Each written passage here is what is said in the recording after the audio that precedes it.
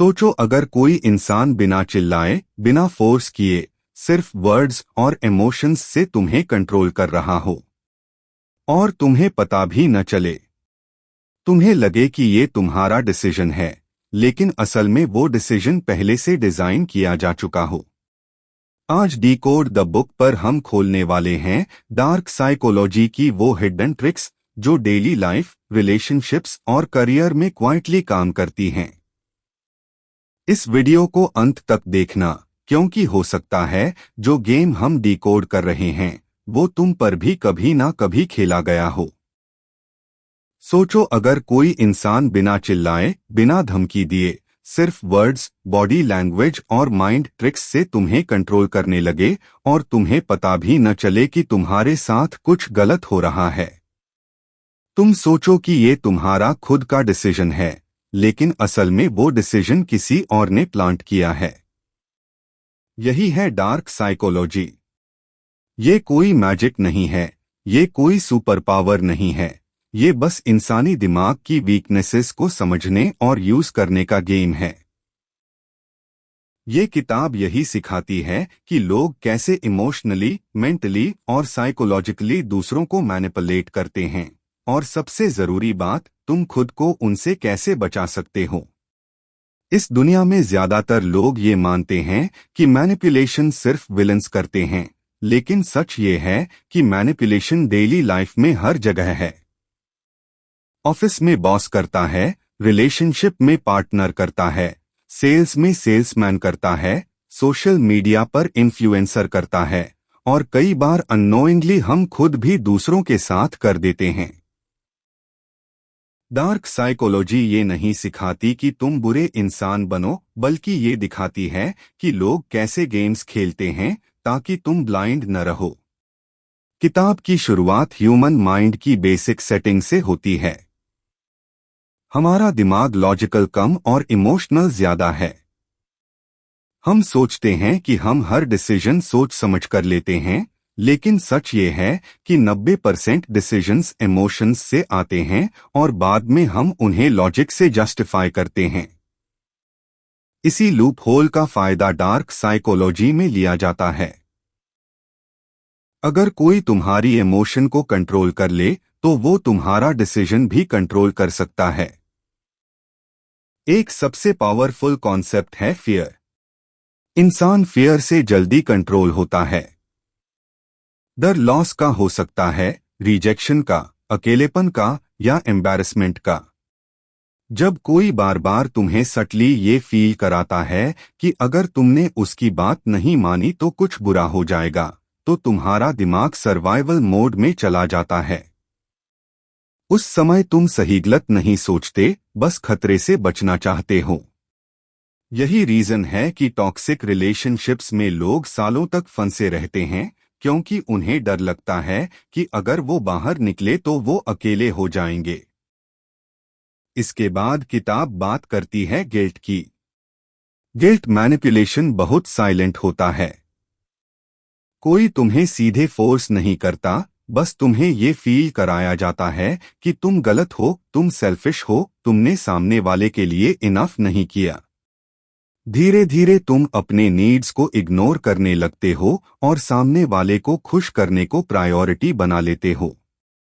तुम्हें लगता है कि तुम गुड इंसान बन रहे हो, लेकिन असल में तुम इमोशनली ड्रेन हो रहे होते हो। एक और डेंजरस टेक्निक है गैसलाइटिंग। इसमें सामने वाला तुम्हारी रियलिटी को ही क्वेश्चन करा देता है। वो तुम्हें कॉन्विंस करता है कि तुम ओवरथिंक कर रहे हो, तुम ज्यादा सेंसिटिव हो, या तुम्हें चीजें गलत याद रहती हैं। धीरे धीरे तुम्हें अपने ही दिमाग पर डाउट होने लगता है। तुम दूसरों की बजाय उसी इंसान पर डिपेंड करने लगते हो जो तुम्हें कंफ्यूज कर रहा है। यही सबसे स्कैरी पार्ट है, क्योंकि जब तुम्हें खुद पर भरोसा नहीं रहता, तब तुम्हें कंट्रोल करना बहुत आसान हो जाता है। किताब ये भी बताती है कि लोग वर्ड्स का यूज कैसे करते हैं। कुछ वर्ड्स इमोशनल ट्रिगर होते हैं। जैसे सब लोग ऐसा ही सोचते हैं, तुम अकेले ऐसे हो, मैं तुम्हारे भले के लिए बोल रहा हूं। ऐसे सेंटेंसेस सुनकर हमारा दिमाग रिलैक्स हो जाता है और हम रेजिस्टेंस कम कर देते हैं। हमें लगता है कि सामने वाला हमारा एनिमी नहीं है, जबकि मैनिपुलेशन वहीं से शुरू होती है। एक इंटरेस्टिंग पॉइंट यह है कि साइलेंस भी एक टूल है। कई लोग जानबूझकर साइलेंट ट्रीटमेंट देते हैं। वो बात करना बंद कर देते हैं, रिप्लाई नहीं देते, अटेंशन हटा लेते हैं। इसका इफेक्ट बहुत डीप होता है, क्योंकि इंसान सोशल वैलिडेशन चाहता है। जब अटेंशन अचानक गायब हो जाती है तो दिमाग पैनिक करता है और हम खुद को ब्लेम करने लगते हैं। हम सोचते हैं कि शायद गलती हमारी है और फिर सामने वाले को वापस पाने के लिए एक्स्ट्रा एफर्ट करने लगते हैं। किताब पावर डायनामिक्स पर भी फोकस करती है। हर रिलेशन में पावर होती है, फर्क बस इतना है कि कौन ज्यादा कंट्रोल में है। जो इंसान कम केयर करता है उसके पास अक्सर ज्यादा पावर होती है। डार्क साइकोलॉजी में लोग जानबूझकर इंडिफरेंट एक्ट करते हैं ताकि दूसरा इंसान ज्यादा इन्वेस्ट करे। वो कभी कभी अटेंशन देते हैं, कभी नहीं, जिससे सामने वाला कंफ्यूज रहता है और उसी कंफ्यूजन में इमोशनल अटैचमेंट बढ़ जाती है। इसके बाद किताब बताती है मिररिंग के बारे में। ये टेक्निक बहुत कॉमन है। मैनिपुलेटर तुम्हारी बॉडी लैंग्वेज, बोलने का तरीका, पसंद नापसंद कॉपी करता है ताकि तुम्हें लगे कि वो तुम्हारे जैसा है। जब हमें लगता है कि कोई इंसान मेरे जैसा है तो हम ऑटोमेटिकली उस पर ट्रस्ट करने लगते हैं। यही ट्रस्ट बाद में इन्फ्लुएंस में बदल जाता है। सबसे इम्पोर्टेंट हिस्सा है अवेयरनेस। किताब बार बार ये बोलती है कि नॉलेज ही प्रोटेक्शन है। अगर तुम्हें पता है कि ये ट्रिक्स एग्जिस्ट करती हैं तो उनका इफेक्ट आधा हो जाता है। मैनिपुलेशन अंधेरे में काम करती है। जैसे ही तुम लाइट डालते हो उसका पावर कम हो जाता है। किताब ये भी क्लियर करती है कि डार्क साइकोलॉजी को समझना मतलब डार्क इंसान बनना नहीं है। इसका असली पर्पस है सेल्फ डिफेंस। जब तुम्हें पता हो कि कौन सा बिहेवियर नॉर्मल है और कौन सा मैनिपुलेशन है, तब तुम बाउंड्रीज बना पाते हो। तुम गिल्ट में नहीं जाते, डर में नहीं जाते और अपने डिसीजंस खुद लेते हो। धीरे धीरे किताब तुम्हें ये सिखाती है कि इमोशनली स्ट्रांग कैसे बने, अपनी वैल्यू कैसे पहचाने, कैसे ना बोलना सीखे बिना गिल्टी फील किए, कैसे किसी के वर्ड्स नहीं बल्कि एक्शंस देखें। क्योंकि मैनिपुलेशन वर्ड्स में होती है, सच एक्शंस में दिखता है। इस पूरी जर्नी में सबसे बड़ा लेसन ये है कि हर कोई तुम्हारा दोस्त नहीं होता और हर स्वीट बात सच नहीं होती। दुनिया में अच्छे लोग भी हैं और चालाक लोग भी। डार्क साइकोलॉजी तुम्हें पैरानॉइड नहीं बनाती, बस अलर्ट बनाती है। अगर तुम इस नॉलेज को सही तरीके से यूज करो तो तुम खुद को टॉक्सिक लोगों से बचा सकते हो, अपने करियर डिसीजंस बेहतर बना सकते हो और रिलेशनशिप्स में इमोशनली बैलेंस्ड रह सकते हो। लेकिन अगर तुम अनअवेयर रहे तो कोई न कोई तुम्हारे इमोशंस के साथ खेलता रहेगा और तुम्हें पता भी नहीं चलेगा। यही वजह है कि ये किताब सिर्फ पढ़ने के लिए नहीं है, समझने के लिए है। क्योंकि जिस दिन तुमने ह्यूमन माइंड की गेम्स समझ ली, उस दिन से तुम पॉन नहीं रहोगे, प्लेयर बन जाओगे। अब किताब धीरे धीरे मैनिपुलेशन के डीपर लेवल में जाती है, जहां ट्रिक्स साफ दिखाई नहीं देती बल्कि नॉर्मल बिहेवियर के पीछे छुपी होती हैं। सबसे पहले बात आती है कंसिस्टेंसी ट्रैप की। इंसानी दिमाग कंसिस्टेंसी पसंद करता है। अगर कोई तुमसे एक छोटा सा यस निकलवा ले तो अगला यस निकलवाना आसान हो जाता है। पहले छोटी फेवर, फिर थोड़ी बड़ी और फिर बहुत बड़ी डिमांड। तुम्हें लगता है कि तुम बस हेल्पफुल हो, लेकिन असल में तुम स्टेप बाय स्टेप मैनिपुलेट हो रहे होते हो। यही टेक्निक सेल्स, कल्ट्स और टॉक्सिक रिलेशनशिप्स में सबसे ज्यादा यूज होती है। इसके बाद किताब स्केर्सिटी माइंडसेट की बात करती है। जब कोई चीज लिमिटेड लगती है तो हमें वो ज्यादा वैल्यूएबल लगती है।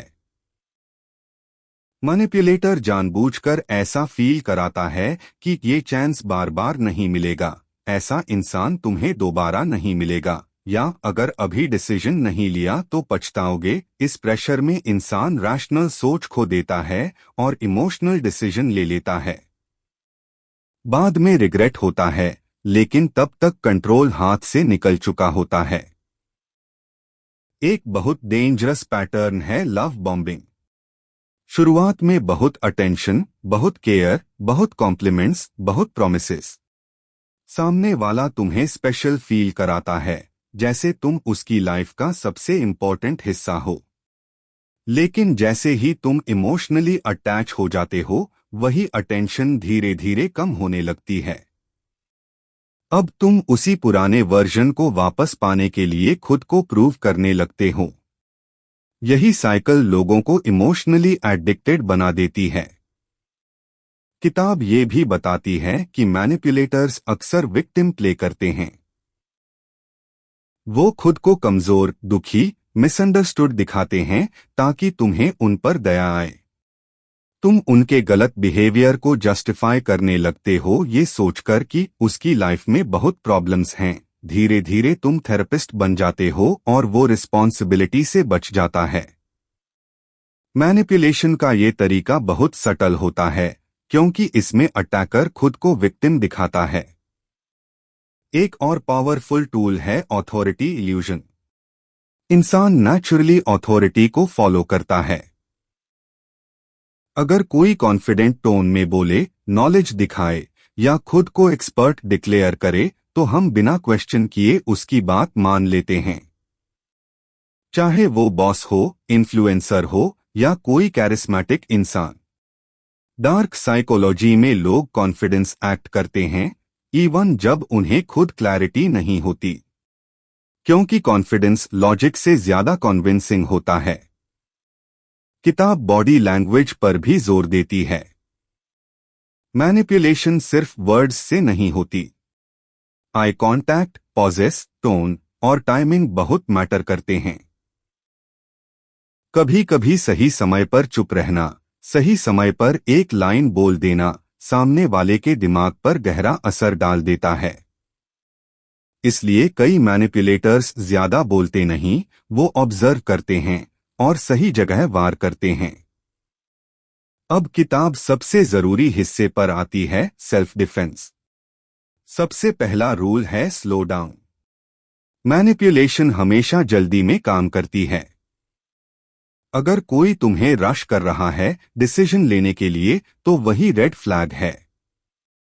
टाइम लेना, सोचने का गैप रखना, इमोशनल इंटेंसिटी को कूल होने देना, ये मैनिपुलेशन की पावर तोड़ देता है। दूसरा रूल है पैटर्न्स देखना, एक्सक्यूजेस नहीं। एक दो बार बिहेवियर मिस्टेक हो सकती है, लेकिन अगर सेम चीज बार बार हो रही है तो वो पैटर्न है। वर्ड्स चाहे कितने भी स्वीट हों, बिहेवियर रिपीट हो रहा है तो वही सच है। किताब साफ बोलती है, बिलीव एक्शंस नॉट प्रोमिसेस। तीसरा रूल है बाउंड्रीज। मैनिपुलेटर्स को बाउंड्रीज से डर लगता है। जब तुम साफ बोलते हो कि ये मेरे लिए एक्सेप्टेबल नहीं है और उस पर टिके रहते हो, तो उनका कंट्रोल कम हो जाता है। बाउंड्री रूड होना नहीं है, बाउंड्री सेल्फ रिस्पेक्ट है। जो इंसान तुम्हारी बाउंड्री का सम्मान नहीं करता, वो तुम्हारा सम्मान नहीं करता। किताब इमोशनल इंडिपेंडेंस पर भी फोकस करती है। जब तुम्हारी खुशी, वैलिडेशन और आइडेंटिटी किसी एक इंसान पर डिपेंड करती है, तब तुम इजीली मैनिपुलेट हो जाते हो। लेकिन जब तुम्हारी लाइफ मल्टीपल सोर्सेस से फुलफिल्ड होती है, फ्रेंड्स, गोल्स, सेल्फ ग्रोथ, तब कोई तुम्हें इजीली कंट्रोल नहीं कर सकता। एक स्ट्रॉन्ग पॉइंट ये भी है कि मैनिपुलेटर को एक्सपोज करना हमेशा जरूरी नहीं होता। कई बार साइलेंट एग्जिट बेस्ट ऑप्शन होती है।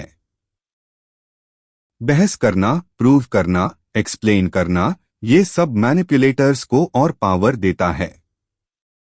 काम होकर डिस्टेंस बनाना, एनर्जी विथड्रॉ करना और मूव ऑन करना, यही रियल जीत होती है।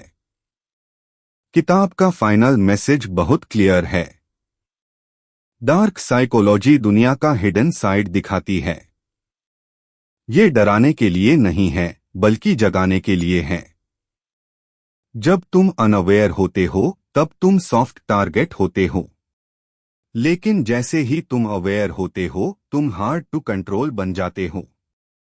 इस नॉलेज का सही यूज तुम्हें रूथलेस नहीं बनाता, बल्कि बैलेंस्ड बनाता है। तुम लोगों को समझते हो, लेकिन ब्लाइंडली ट्रस्ट नहीं करते। तुम काइंड रहते हो, लेकिन नाइव नहीं। तुम हेल्प करते हो, लेकिन खुद को लूज नहीं करते। अंत में किताब यही बोलती है कि सबसे डेंजरस इंसान वो नहीं होता जो ओपनली बुरा दिखे, बल्कि वो होता है जो स्वीट मास्क के पीछे खेल खेलता है। और सबसे स्ट्रांग इंसान वो नहीं जो सबको कंट्रोल करे, बल्कि वो है जो खुद के माइंड पर कंट्रोल रखे। अगर तुम ये सब समझ गए तो कोई भी तुम्हें इजीली गिल्ट में, फियर में या कंफ्यूजन में फंसा नहीं सकता। तुम रिएक्ट नहीं करोगे, तुम रिस्पॉन्ड करोगे। और यही फर्क है मैनिपुलेटेड इंसान और पावरफुल इंसान में। यही पूरी बुक का कोर है। डार्क साइकोलॉजी तुम्हें डार्क नहीं बनाती, बल्कि तुम्हें ब्लाइंड से अवेयर बनाती है। और अवेयरनेस ही असली पावर है। अगर इस वीडियो के बाद तुम्हें कुछ बातें डिस्टर्ब करने लगी हों, कुछ लोग सडनली डिफरेंट लगने लगे हों, तो समझ लो तुम्हारी अवेयरनेस एक्टिवेट हो चुकी है। डिकोड द बुक पर हमारा मकसद तुम्हें डराना नहीं, बल्कि ब्लाइंड से अवेयर बनाना है। अगर तुम्हें ये डिकोडिंग पसंद आई हो तो वीडियो को लाइक करो, चैनल को सब्सक्राइब करो और याद रखो, जो इंसान माइंड गेम्स समझ लेता है वो कभी आसानी से कंट्रोल नहीं होता।